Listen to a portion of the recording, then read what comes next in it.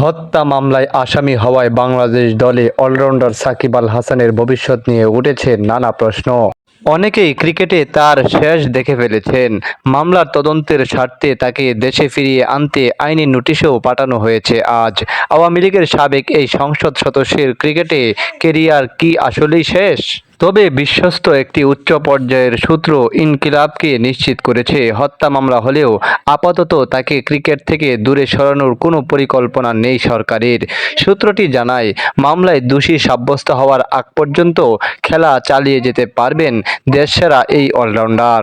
এর আগ পর্যন্ত সাকিব কোনো আইনি জটিলতায় পড়ার সম্ভাবনাও কম বলে জানায় সূত্রটি।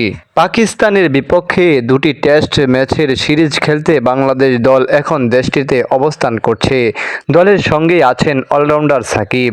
খেলেছেন দুই দলের মধ্যে চলমান প্রথম টেস্টও। এর আগে কোটা সংস্কার আন্দোলন চলাকালে গার্মেন্টস কর্মী রুবেল হত্যায় গত 22শে আগস্ট ডিএমপির আদাবর থানায় একটি হত্যা মামলায় দায়ের করা হয়।